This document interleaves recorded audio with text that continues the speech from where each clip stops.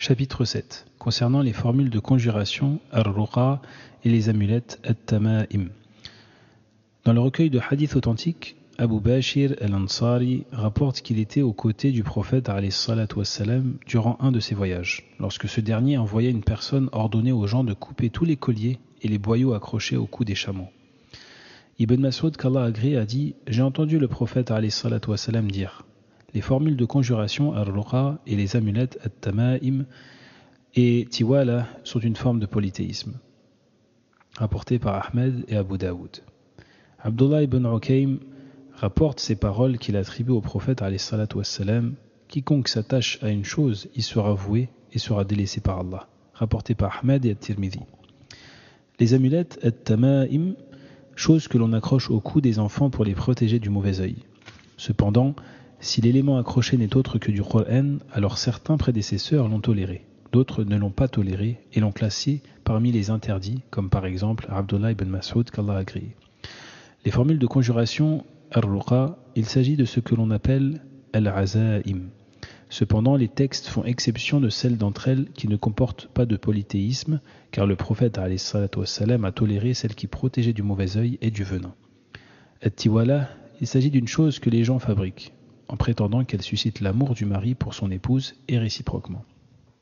Ahmed rapporte que Ruwayfi' a dit « Le prophète alayhi salatu wassalam m'a dit « Ô Ruwayfi', peut-être vivras-tu assez longtemps pour informer les gens que celui d'entre eux qui tresse sa barbe ou accroche une corde en boyau contre le mauvais œil, ou se nettoie après un besoin à l'aide d'un crottat d'animal ou d'un os, qu'il sache que Mohammed le désavoue. » Saïd ibn Jubayr a dit « Celui qui arrache l'amulette du cou d'une personne, c'est comme s'il avait libéré un esclave », rapporté par Waki'. Waki' rapporte aussi, d'après Ibrahim, il considérait comme détestables les amulettes, qu'elles contiennent du Coran ou autre chose. Les points à retenir. Premièrement, l'explication des ruqa et des tama'im. Deuxièmement, l'explication de la tiwala. Troisièmement, ces trois choses citées ci-dessus, sans aucune exception, font partie du polythéisme. Quatrièmement, les formules de conjuration ar-ruqa consistant à prononcer des paroles de vérité contre le mauvais œil et le venin ne font pas partie du polythéisme. Cinquièmement, les savants ont divergé concernant le statut d'une amulette uniquement composée de Qur'an. Fait-elle partie du polythéisme ou non? Sixièmement, accrocher des cordes en boyau au cou des montures contre le mauvais œil fait aussi partie du polythéisme. Septièmement, la dure menace pesant sur quiconque accroche une corde en boyau contre le mauvais œil. Huitièmement, la récompense méritoire de celui qui arrache une amulette du cou d'une personne. Neuvièmement, les propos d'Ibrahim ne s'opposent pas à la divergence précitée concernant le statut des amulettes composées de Coran, car ils désignent les élèves de Abdullah ibn Mas'ud. Commentaire. Ce chapitre a pour but de définir le statut religieux des formules de conjuration ar-ruqa. Ar-ruqa est le pluriel de ruqya. On désigne par ce terme l'ensemble des invocations et paroles que l'on prononce et récite, après lesquelles on souffle sur la personne ou le membre atteint. Certaines de ces formules de conjuration ont un effet physique sur le corps, d'autres ont un effet sur les âmes. Certaines sont permises et légiférées, d'autres sont une forme de polythéisme. En outre, le législateur a toléré les formules de conjuration exemptes de tout polythéisme. Le prophète alayhi salatu wassalam a dit « Il n'y a pas de mal à utiliser les formules de conjuration tant qu'elles ne comportent pas de polythéisme. » En revanche, les formules polythéistes sont celles comportant des demandes de protection ou de secours à autre qu'Allah, ou celles qui comportent les noms de certains démons, ou celles dont le patient pourrait croire que l'efficacité serait indépendante de la volonté divine. Tous ces types de formules ne sont pas permis et font partie des formules polythéistes. At-tama'im est le pluriel de tamima. Sa définition a déjà été énoncée plus haut, à savoir qu'il s'agit de tout ce que les gens accrochent, que ce soit une peau d'animal, un collier, des invocations, des demandes de protection ou une représentation comme une tête d'ours, de gazelle, un fer à cheval, des morceaux de tissu noir, et tout ce que l'on suspend en forme d'œil, ou les chapelets qui ont une forme particulière. Tout ceci est englobé par le terme tama'im. Une définition plus globale serait une chose au moyen de laquelle on voudrait que le bien se réalise ou que le mal soit repoussé, sans qu'une autorisation divine liée au décret religieux ou à la prédestination n'ait été accordée.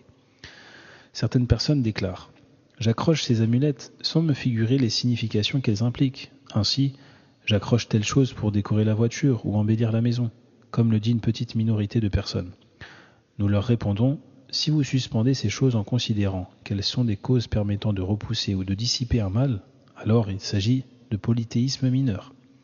Si vous les suspendez par simple souci de décoration, alors c'est interdit, car il y a ressemblance avec ceux qui commettent le polythéisme mineur. Or le prophète alayhi salatu wassalam a dit « Quiconque imite un peuple en fait partie ». L'ordre intimé de couper les cordes accrochées au cou des chameaux est dû au fait que les Arabes croyaient qu'elles éloignaient le mauvais œil des chameaux et des vaches. Or ceci est une croyance polythéiste. Ibn Mas'ud, qu'Allah agrée, a dit, et j'ai entendu le prophète alayhi salatu wassalam dire « Les formules de conjuration, les amulettes et at-tiwala sont une forme de polythéisme ». Ce hadith vient confirmer les propos précédents et indique que tous les types de conjuration sont une forme de polythéisme, de même que tous les types d'amulettes ou de tiwala. Cette généralisation a été restreinte textuellement pour les formules de conjuration en particulier, d'après les paroles suivantes du prophète sallallahu alayhi wa sallam, il n'y a pas de mal à utiliser les formules de conjuration tant qu'elles ne comportent pas de polythéisme. Et aussi d'après l'usage qu'en a fait le prophète alayhi salatu wa sallam lui-même. De même, il les a utilisées comme traitement.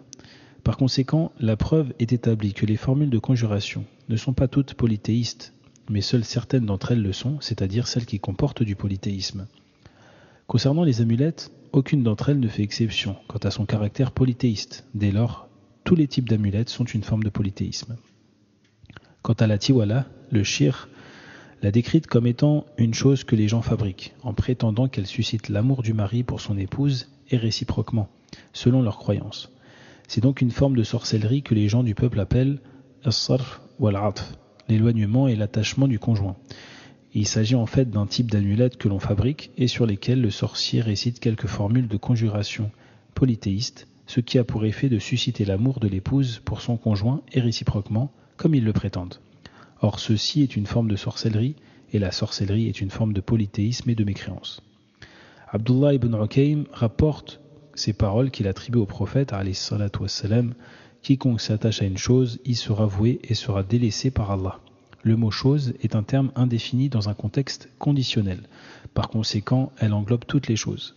Ainsi, toute personne s'attachant à une chose y sera vouée.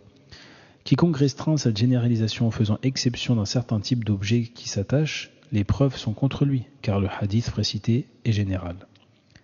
Par ailleurs, si le serviteur se voue à un autre qu'Allah subhanahu wa ta'ala, la perdition le cernera alors de toutes parts, car la dignité du serviteur, sa réussite, son succès, le caractère louable de son intention et de ses actions ne se réalise qu'à condition qu'il soit attaché à Allah seul, que ce soit dans ses actes, ses propos, son avenir et l'éloignement des maux. Ainsi, c'est en Allah qu'il trouve toute l'attention dont il a besoin, et c'est en Allah Azzawajal qu'il trouve la joie. C'est à lui qu'il est attaché, à lui qu'il s'en remet, et c'est en lui qu'il place sa confiance. Quiconque atteint donc cet état en reportant sa confiance en Allah et en chassant les créatures de son cœur, verra que même si les cieux et la terre se liguaient contre lui, Allah Azzawajal lui ménagerait une issue, car il a placé sa confiance en Allah et s'en est remis à l'immense, élevé soit sa sainteté, et que ses noms soient sacrés. Les amulettes et tamaim sont les choses que l'on accroche au cou des enfants pour les protéger du mauvais œil. L'auteur a utilisé le terme chose pour englober toute chose qui s'accroche, sans caractéristique particulière, afin de repousser le mauvais œil, se protéger d'un mal ou attirer un bien pour soi-même. Cependant, si l'élément accroché n'est autre que du Coran, alors certains prédécesseurs l'ont toléré. La preuve textuelle indique que toutes les formes d'amulettes sont interdites. Toutefois, étant donné que l'objet accroché est uniquement composé de Coran, on ne commet donc pas de polythéisme car on accroche un des attributs d'Allah qui n'est autre que sa parole. Par cet acte, on ne lui associe donc pas de créature afin de repousser un mal. Ahmed rapporte que Ruwayfi' a dit, le prophète alayhi salatu wassalam m'a dit « O Ruwayfi', peut-être vivras-tu assez longtemps pour informer les gens que celui qui tresse sa barbe ou accroche une corde en boyau contre le mauvais œil, ou se nettoie après un besoin à l'aide d'un crotté d'animal ou d'un os, qu'il sache que Mohammed le désavoue. » Concernant l'expression « ou accroche une corde en boyau », la restriction de la portée du terme « corde » par le terme « en boyau » doit être comprise correctement. En effet, l'interdiction ne porte pas sur la corde en boyau en tant que telle, mais plutôt sur la corde dont on croit qu'elle peut repousser le mauvais œil, comme c'est le cas des cordes faites en boyau. Qu'il sache que Mohammed le désavoue, c'est une des expressions indiquant que l'acte concerné fait partie des grands péchés, kaba'ir, et ceci fait ressortir la gravité du péché. D'ailleurs, le polythéisme mineur fait partie des grands péchés, tout comme le polythéisme majeur. Saïd ibn Jubayr a dit « Celui qui arrache l'amulette du cou d'une personne, c'est comme s'il avait libéré un esclave. » Ces propos indiquent le mérite du fait d'arracher les amulettes car elles sont une forme de polythéisme. Or le polythéisme mineur provoque l'entrée en enfer au regard de la menace proférée. Ainsi, quiconque s'attache une amulette mérite par cet acte le feu de l'enfer. Par conséquent, arracher une amulette du cou d'une personne revient à libérer un esclave de l'enfer, car c'est annuler la cause engendrant le châtiment. C'est pourquoi Allah accorde à cette personne une récompense équivalente à celle de la libération d'un esclave, et la récompense de l'acte est du même type que ce dernier. Waqi' rapporte aussi d'après Ibrahim, il s'agit d'Ibrahim al-Nakha'i, l'élève d'Ibn Mas'ud, c'est-à-dire les élèves d'Ibn Mas'ud, considéraient comme détestables les amulettes, qu'elles contiennent du Coran ou autre chose.